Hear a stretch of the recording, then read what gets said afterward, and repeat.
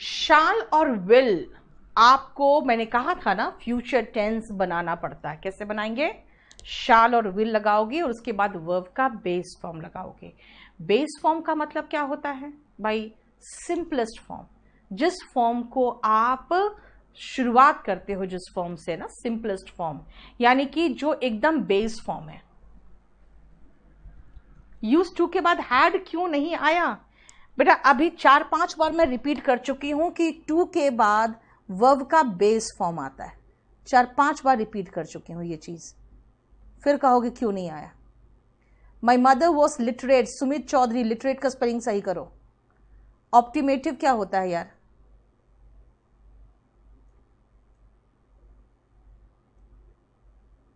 Video नहीं दिख रहा, क्या बात कर रहे हो?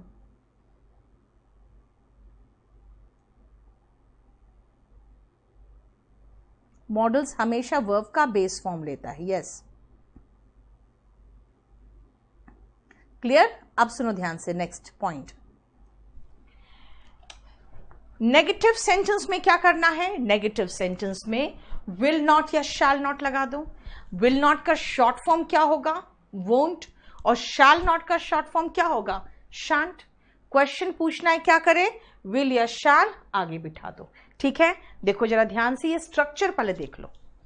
अब मैं जो बोल रही हूं, ऊपर सेंटेंस देखो कि सिंपल फ्यूचर टेंस क्या रिप्रेजेंट करता है? भविष्य का एक्शन, जाना आना, या फिर भविष्य का state, I will be a doctor one day. जैसे आप कहोगे I will be an officer one day, है ना? आई शैल कम, देखो आई के साथ शैल लगा है, तभी तो मैंने कहा आई के साथ शैल लगता है ना? And he will accompany me, he will, he हो गया, देखो बाकी सब्जेक्ट के साथ विल, accompany का मतलब होता है साथ में जाना। पीपल विल रिमेंबर, लोग याद रखेंगे क्या? इस महामारी को, ये जो कोविड-19 हुआ है उस महामारी को, फॉर इयर्स, सालों साल याद रखेंगे, है ना? देखो ध्यान से,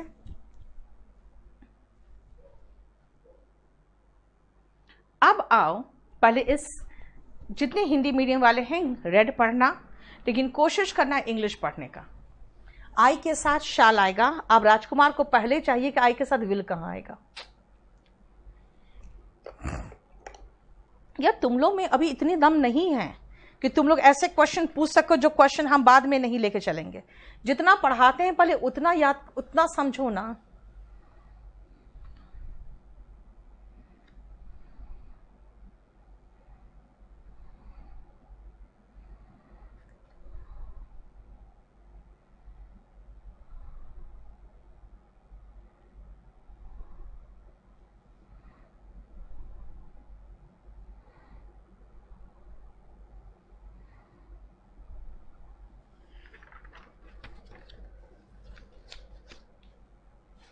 अभी नहीं बताएंगे कृष्ण, बेस फॉर्म और फर्स्ट फॉर्म के बीच का डिफरेंस। खाली बी को छोड़कर बेस फॉर्म और फर्स्ट फॉर्म सेम होता है, वो आपको मूड में दिखेगा, अभी नहीं।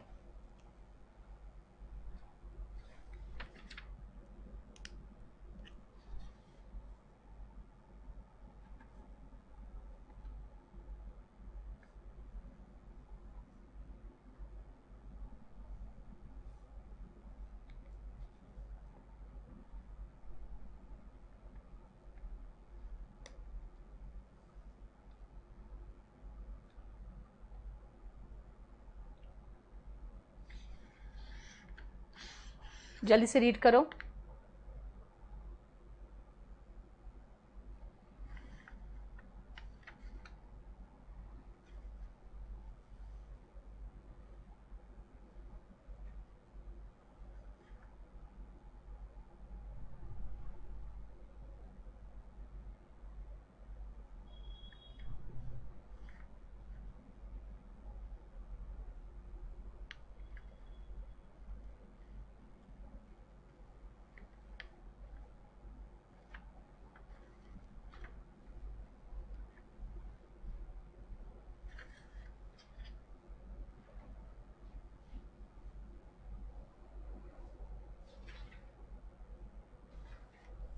हो गया?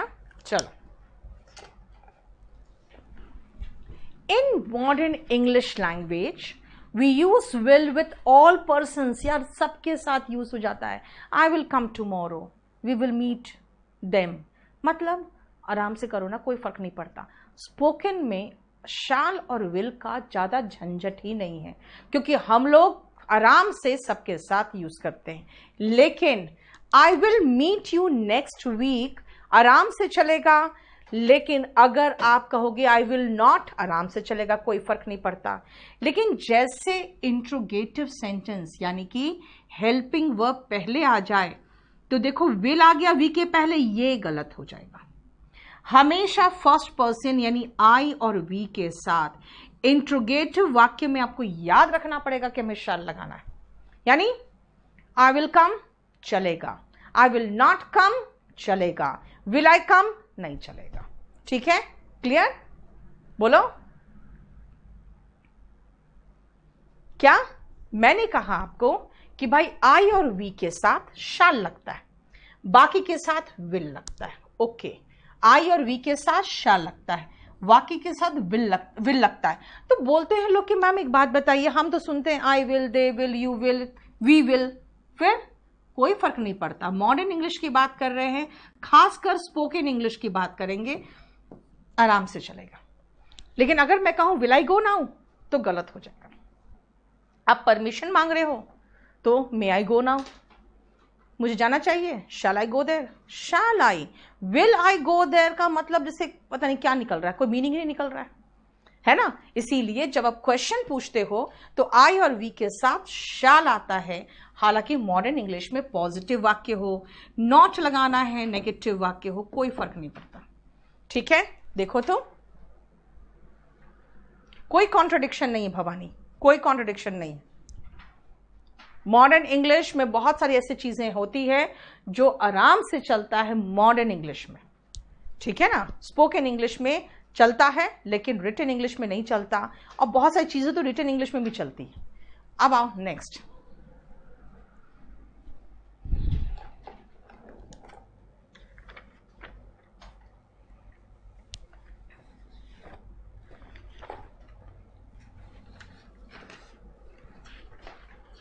इसको सही करके पोर्टल में रिप्लेस कर दो।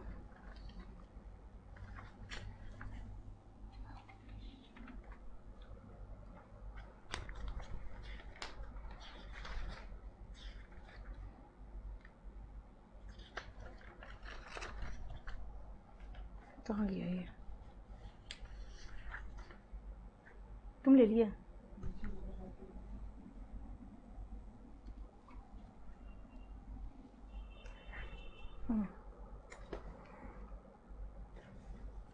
ये कर दो।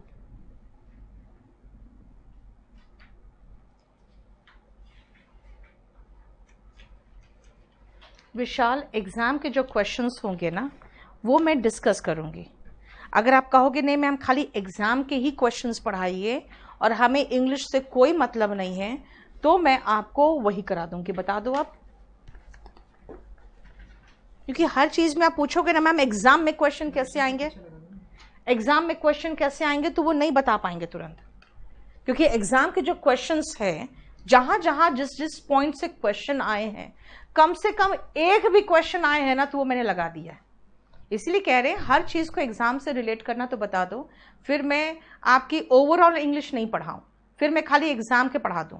इसका मतलब जान लो क्या होगा, जैसे मैथ्स में प्रॉफिट एंड लॉस कंसेप्ट कुछ नहीं बताएंगे, सीधा क्वेश्चंस करा देंगे। सीख जाओगे? बताओ तो। आपको कम से कम मुझे बिल्डअप करने दो ना, पूरा कंप्लीट बिल्डअप करने दो। हाउएवर, इन सेंटेंसेस को ध्यान से देखो, इन पॉइंट्स को ध्यान से देखो। डिटर्मिनेशन वाले वाक्य में, वादा करते हो उस वाक्य में, थ्रेट वाले वाक्य में, एडवाइस वाले वाक्य में और कमांड्स में मैंने क्या सिखाया था? आई और वी के साथ शैल आता है? नहीं, इनके वाक्य में आई और वी के साथ विल आता है। देखो, ठीक है। और अदर सब्जेक्ट्स के साथ, तो भाई अदर सब्जेक्ट्स की बात करोगे, कोई भी दूसरा सब्जेक्ट होगा उसके साथ शैल लगेगा। आई और वी के साथ विल और बाकी सब्जेक्ट्स के साथ शैल लगेगा। ठीक है, मतलब भाई उल्टा हो गया। उल्टा कैसे हो गया, जरा पहले सेंटेंसेस देखो, फिर आपको समझ में आएगा। अरे एक सेकेंड बेटा, इसके सेंटेंसेस मैंने कहाँ दिए, पहले तो वो सेंटेंसेस देख लूं मैं।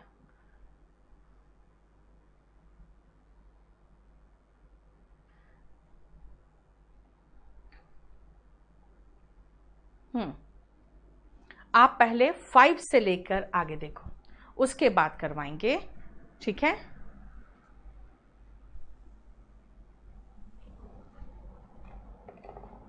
आप शांति से पढ़ो, आपको लगे कि हाँ मैम ने कुछ छोड़ा है तो आप उसको लिख के रख लो। आप खुद देखोगे बाद में आराम से वो सारा कुछ मैं करा दूंगी।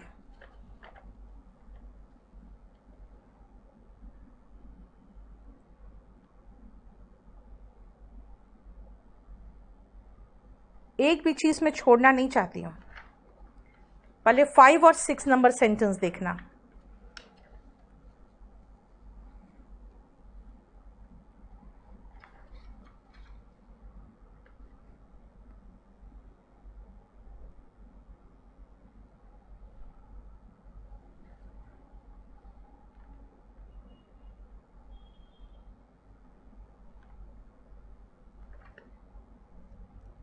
हो गया?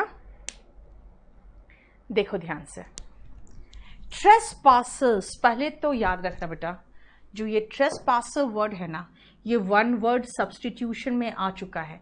इसका मीनिंग लिखो,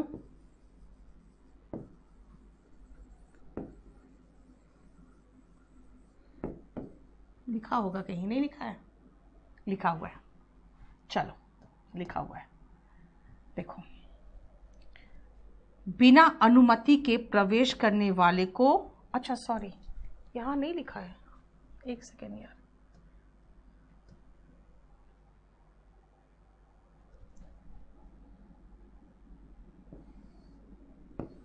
ट्रेसपासर 1 वर्ड सब्स्टिट्यूशन में आता है, इसका मीनिंग लिख देती हूं मैं।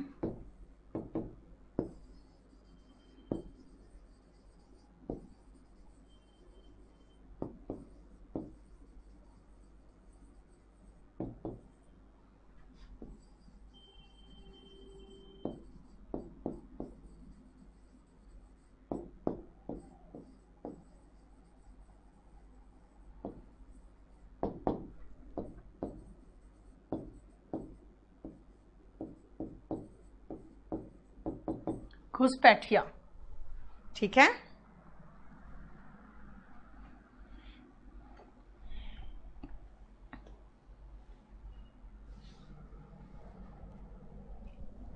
क्लियर?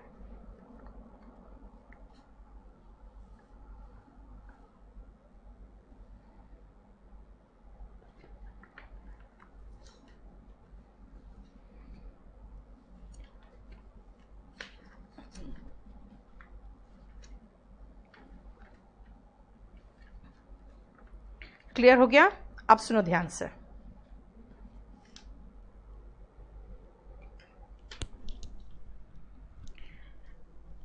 यहां ट्रेसपासर्स की बात हो रही है, कह रहा है कि उसको दंड दिया जाएगा।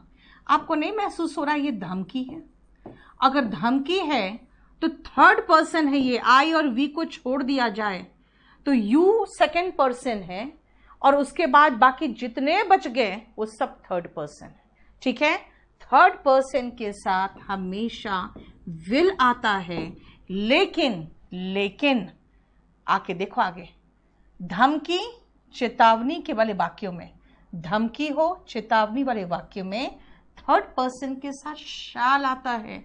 इसीलिए मेरा गलत हो गया। क्या गलत हुआ? देखो, ट्रेसपासर्स के साथ हम शाल लगाएंगे, आई और वी के साथ उल्टा होता है, आई और वी के साथ विल हो जाता है। देखो, कम वॉट में, इसका मतलब होता है चाहे कुछ हो जाए। कम वॉट में का मतलब होता है नो मैटर वॉट हैपन्स, चाहे कुछ भी हो जाए। तो इसका मतलब है कि भाई ये डिटर्मिनेशन है, एक प्रॉमिस है कि मैं तुम्हारी सहायता तो करूंगी ही, चाहे कुछ भी हो जाए। तो देखो, आई के साथ विल आ गया, ठीक है। मैं आपको शाल पढ़ा रही हूं, आप मॉडल्स पढ़ रहे हो शुभम, पढ़ लो, शुड बी प्रोसिक्यूटेड चलेगा भाई। स्पोकन इंग्लिश तुम लोग की अच्छी हो सकती है, पढ़ते रहो, क्या करोगे, आपको जितना आता है उसी में रहना है तो पढ़ो। बर्गलर भी यही, हाँ, जैसे किसी को भी बाहर रखना है अपने क्षेत्र से तो आप यही तो कहोगे ना।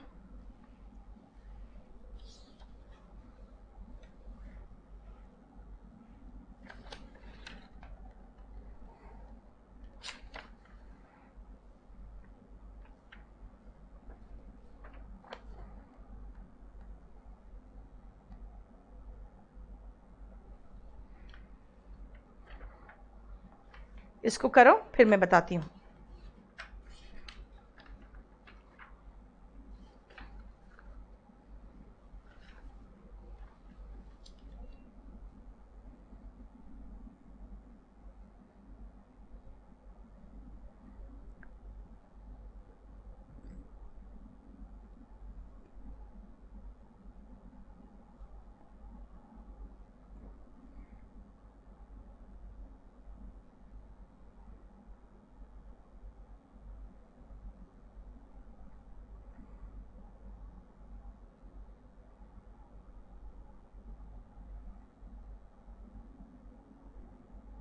देख लिया, किस चीज का मीनिंग का पीडीएफ डालेंगे यार, किस चीज का मीनिंग का पीडीएफ चाहिए तुम्हें?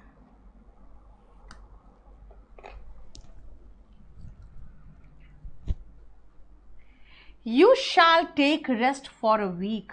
भाई आपको मैं सलाह दे रही हूं, ये आपको एडवाइस है या डॉक्टर की तरफ से एडवाइस है कि तुम्हें 1 सप्ताह के लिए रेस्ट करना चाहिए।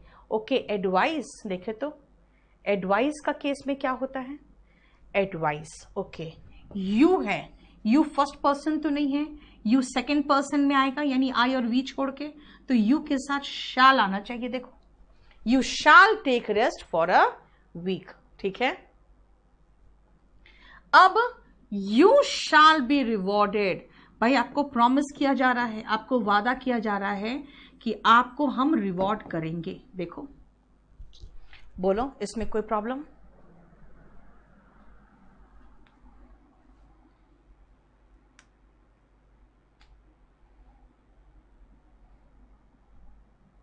क्लियर? प्रकाश, ये सब अब क्वेश्चन का जवाब अभी मैं नहीं दे पाऊंगी आप लोग का, क्योंकि आप लोग अननेसेसरी क्वेश्चंस पूछ रहे हैं।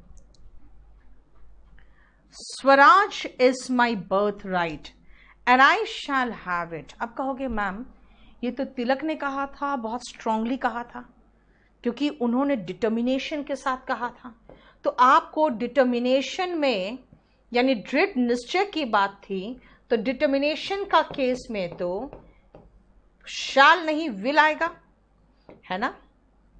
और एक इंग्लिश सॉन्ग है जिस पर एक हिंदी सॉन्ग बना है, हम होंगे कामयाब एक दिन, है ना, हो मन में है विश्वास, यानी विश्वास की बात कर रहे हो, मन में है विश्वास, पूरा है विश्वास, यानी कि आप डिटर्मिनेशन की बात कर रहे हो।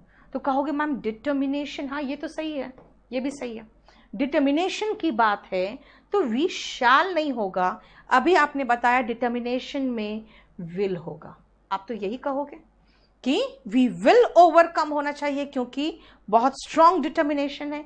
एक बात बताओ, अगर मैं ये कहूं अच्छा अगर तुम्हारी इतनी औकात है तो अपना बना लो ना, है ना।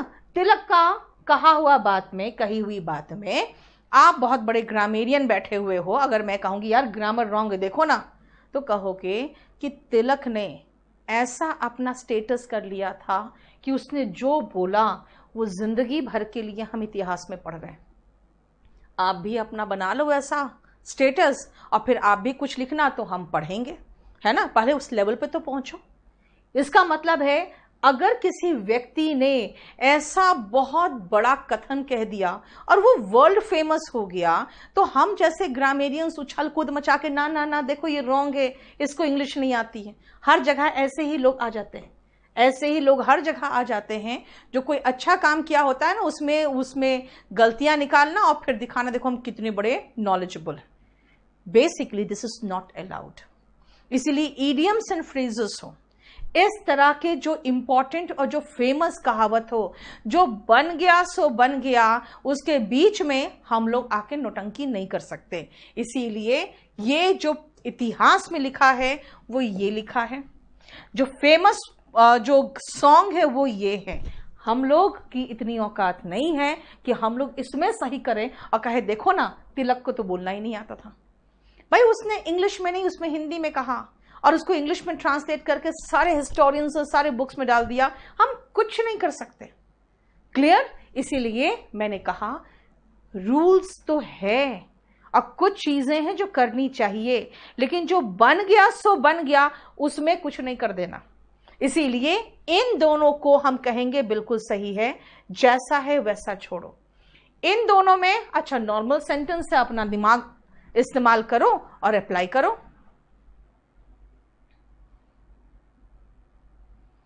ठीक है? क्लियर? 8 में एडवाइस नहीं है, 8 में प्रॉमिस है, तुम्हें इनाम दिया जाएगा। एडवाइस ये है ना? क्लियर?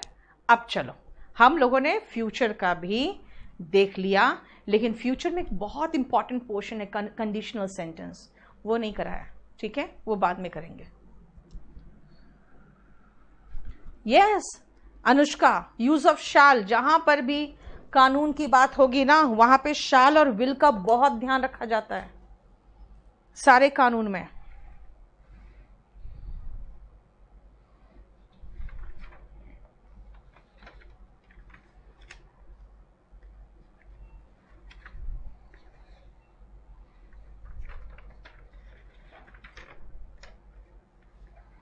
अब कॉन्टिन्यूस में आओ। हम लोगों ने इनडेफिनिट खत्म कर लिया। कोरियोग्राफ का स्पेलिंग देखो रविश, क्या लिख रहे हो तुम?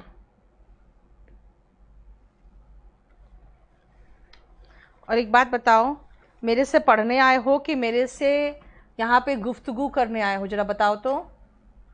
गाना कोरियोग्राफ करते हो, मैं पागल हूं मैं कोरियोग्राफ करूंगी? मुझे क्या लग रहा है तुम्हें? अगर देखा जाए तो उल्टा हो जाता है। यस, हाँ, देखा जाए तो उल्टा हो जाता है।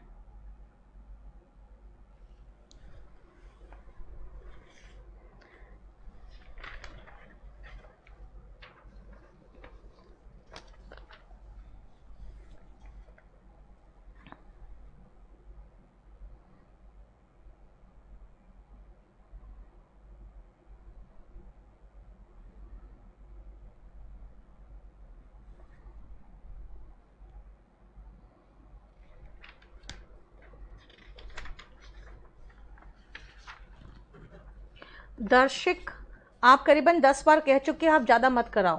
आप एक काम करो, आराम से जाकर सो जाओ, क्योंकि आपके चक्कर में थोड़ी रहूंगी बेटा। ठीक है, कोई स्टूडेंट कहता है मैम हो गया, 15 मिनट पहले कह देता है हो गया, तुम तो 1.5 घंटा पहले कह दो हो गया। अब और मत कराओ।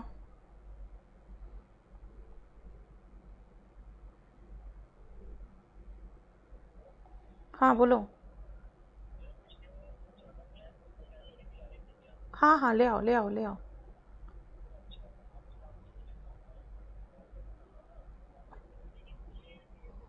अच्छा चलो, ठीक है, ओके ओके।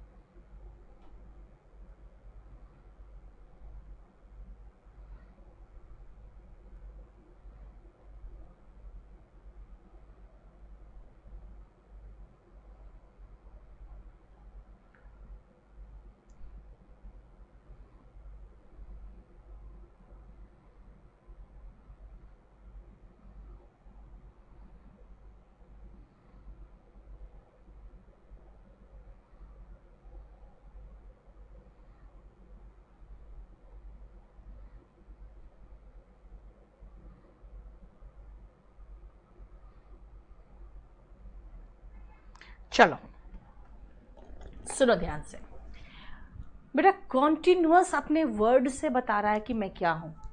कॉन्टिन्यूअस बता रहा है कि कॉन्टिन्यूअस मतलब कॉन्टिन्यूअस, ठीक है ना।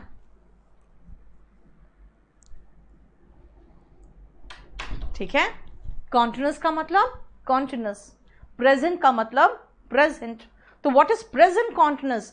भाई प्रेजेंट में जो कॉन्टिन्यूस है वो प्रेजेंट कॉन्टिन्यूस, मतलब मैं पढ़ा रही हूं प्रेजेंट कॉन्टिन्यूस, आप पढ़ रहे हो प्रेजेंट कॉन्टिन्यूस, वो सो रहा है प्रेजेंट कॉन्टिन्यूस, नदियां बह रही है प्रेजेंट कॉन्टिन्यूस, कुछ चीजें में दिखती भी नहीं है, प्रदूषण बढ़ रहा है प्रेजेंट कॉन्टिन्यूस, है ना, ग्लेशियर्स पिघल रहे हैं प्रेजेंट कॉन्टिन्यूस, दिखे या ना दिखे हमें पता है जो अभी भी हो रहा है, जो हमारे जानकारी में है कि वो चल रहा है ना। जैसे हम नहीं देख रहे हैं लेकिन जानते हैं क्या, कोरोना फैल रहा है, कम्युनिटी स्प्रेड हो रहा है, these are present continuous tense.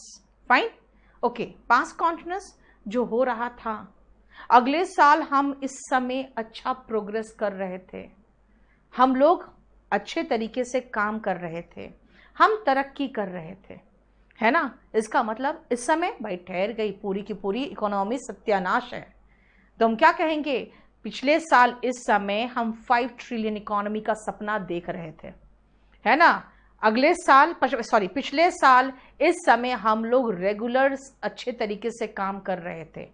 अगर मैं कहूं कि ऐसे कुछ और नजदीक वाली बात बताऊं तो उस समय मैं सो रही थी, अभी जागी हुई हूं तभी तो बात कर रही हूं, है ना। इसका मतलब हो गया पास्ट में कॉन्टिन्यूस पास्ट कॉन्टिन्यूस, और फ्यूचर में कॉन्टिन्यूस तो फ्यूचर कॉन्टिन्यूस।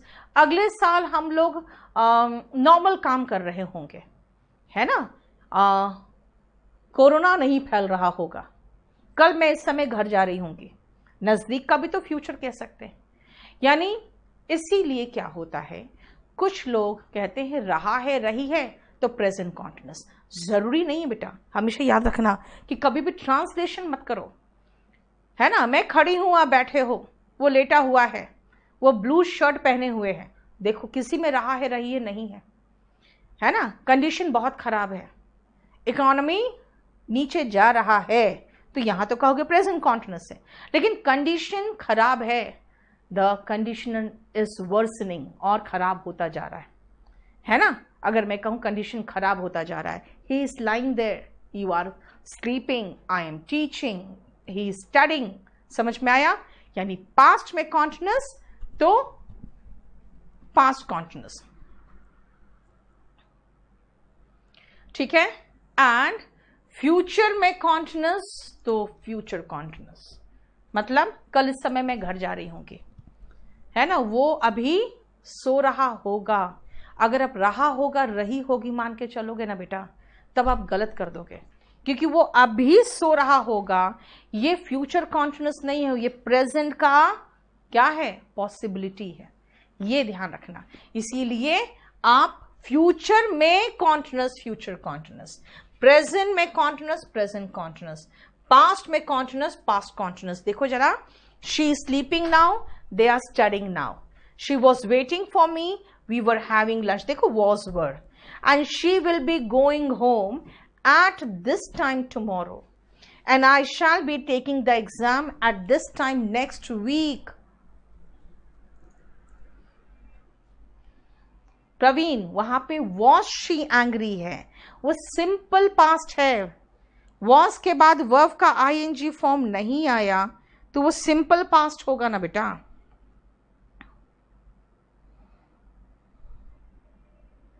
ठीक है, Yes, Prakash, population is increasing day by day. I shall be working, B लगाओगे ना अमरजीत, B भूल गया आपने। As a government officer, I shall be working as a government officer next year, इस तरह से लिखोगे।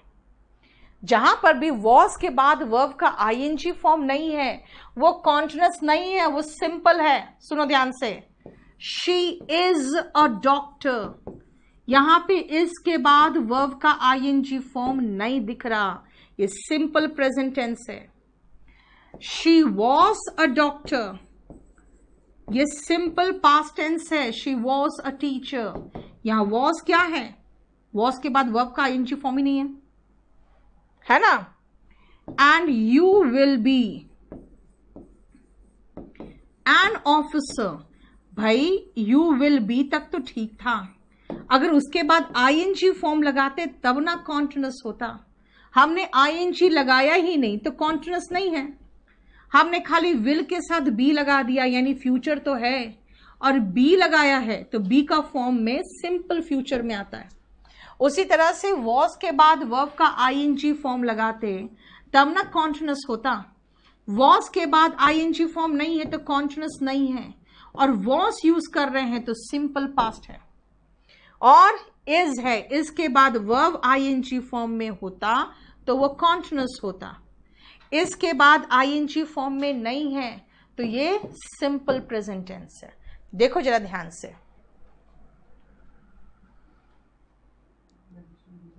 वाई डिड शी एंग्री नहीं होता है बेटा, वाई वॉज शी एंग्री होता है। रीजन क्या है बताओ?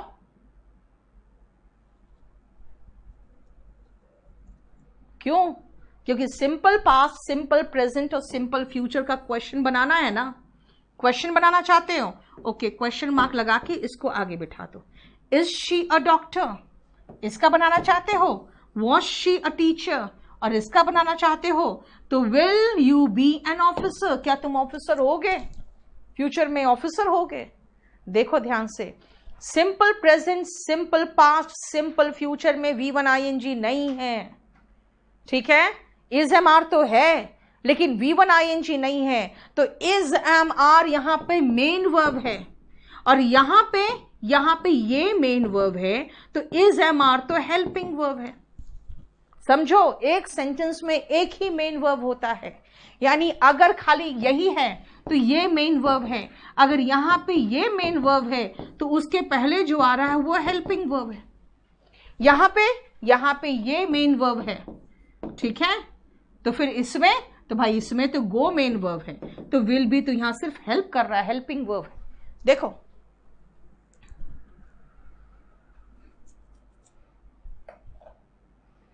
क्लियर?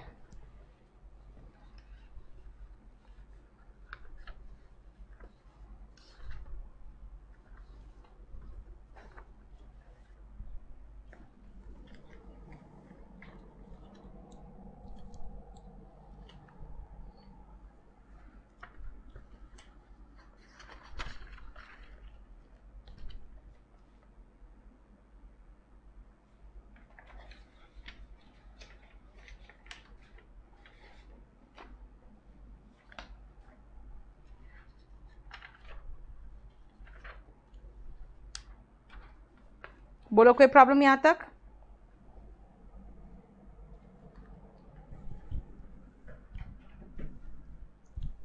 अब आओ स्ट्रक्चर में। बेटा एक बार स्ट्रक्चर को ध्यान से देख लो प्लीज। मैं जानती हूं ये स्ट्रक्चर बहुत आसान है, लेकिन स्ट्रक्चर अभी समझाया आपको, लेकिन उसको ध्यान से देख लो।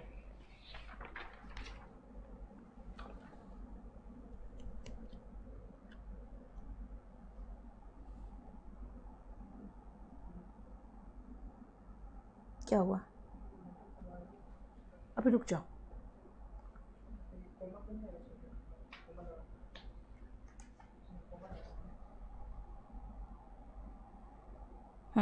ठीक है।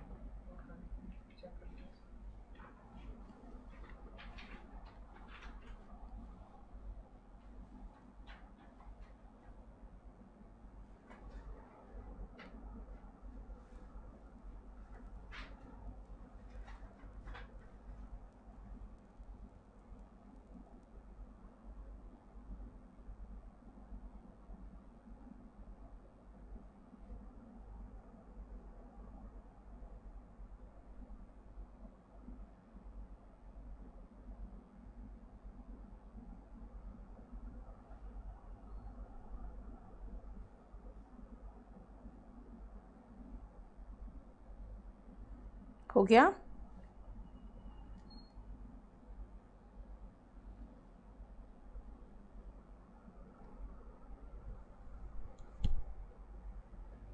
देख लिया? इज एम आर देख रहे हो ना, और इज एम आर किसके साथ लग रहा है वो देख रहे हो ना। सिंगुलर के साथ इज, आई के साथ एम, ठीक है, और सभी प्लूरल के साथ आर। ठीक है। अब ये पूरा कंप्लीट